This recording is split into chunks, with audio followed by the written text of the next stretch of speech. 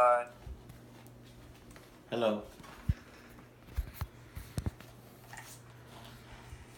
Imagine a student at home choosing to not go to school, sitting in their bathroom, crying and wondering to themselves whether their life is worth living, whether the hateful comments that people say at school are true, whether they are good enough to live the life they live.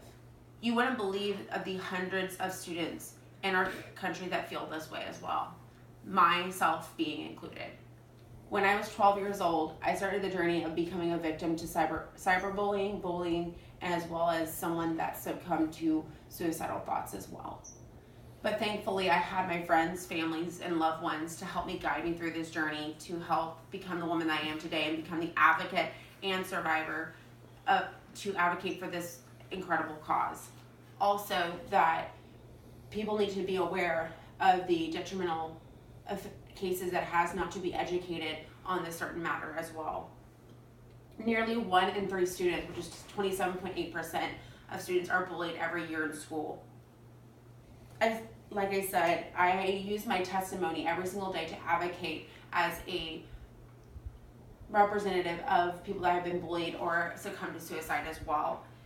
I represented the city of San Antonio as Miss San Antonio last year, and I used my platform as Perfectly Imperfect to really talk to schools and implement school programs that help create safe spaces for people to go to when they are as a victim of bullying or people that suffer from suicidal thoughts as well. Today I'm going to discuss the importance of knowing the sides of suicide and helping to put it into bullying. Nearly 160,000 kids per day do not attend school for the fear of being bullied. This is a quote from the U.S. Department of Justice in 2017. For myself, throughout high school and middle school, I didn't want to attend school because I didn't want to face the people that every day that bullied me, said these harsh words that made me think were truth, and that made me just feel like I wasn't good enough, and would wrap my mind around it every single day, not concentrating on school and concentrating on the sticks and stones that were thrown my way instead. I am not the only one that faces this issue. If people can't concentrate on their schoolwork, instead they're concentrating on what these facts that people are saying, we are not advancing the next generation. Children cannot get a quality education if they do not feel safe at school. This is from Arne Duncan, who is the U.S. Secretary of Education.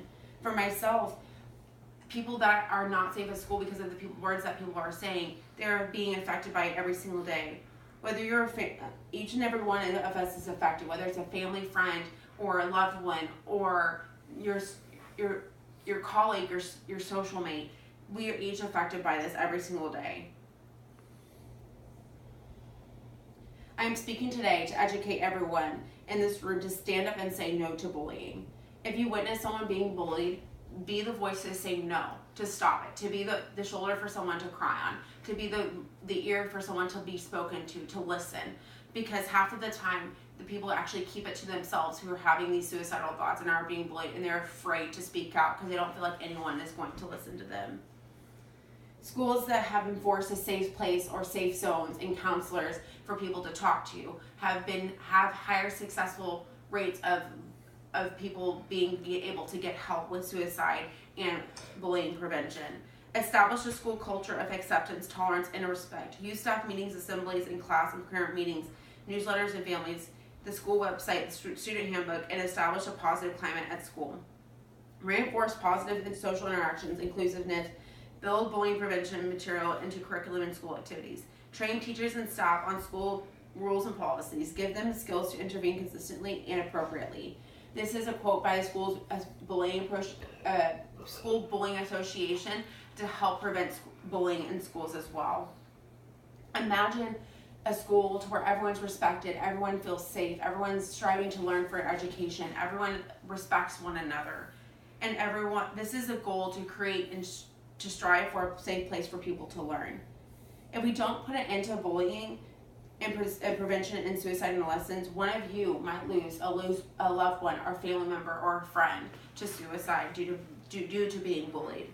Bullied victims are 7 to 9% more likely to consider suicide. This is from Yale University. By educating oneself on bullying and suicide prevention, we might be able to reduce the amount of people in our lives that are victims of bullying or the ones that sadly succumb to suicide as well. My best friend lost her brother 2 years ago to suicide. and they had no idea that it was going on because someone was afraid to reach out to listen to him, to pick on the cues that life isn't worth it, or this is stupid and this is dumb, like my life isn't worth it.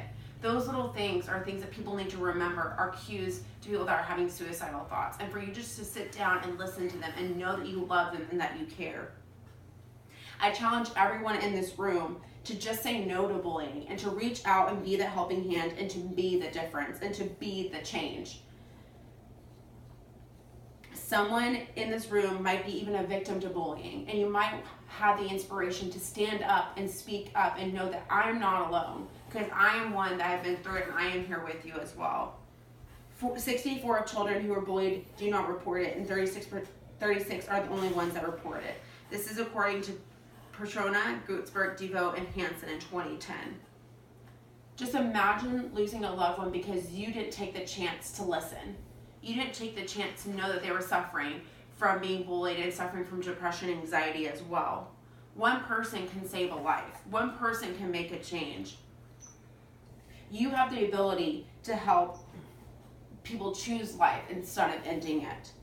Every day I choose to live a positive life because you never know the people that you're going to impact on a daily basis.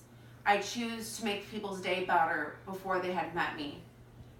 I had an instance when I was a public speaker at an event to a group of high school girls, and I told them my testimony. And a girl pulled me aside at the very end and said, "Thank you for sharing and letting me know that I'm not alone. Because of that, I'm not going to go commit suicide tonight like I had planned." That sent chills and heartbreakness all over my body. To know that you can be a change and that your voice can help someone, that is all the difference. So I challenge you to be the change and to make a difference.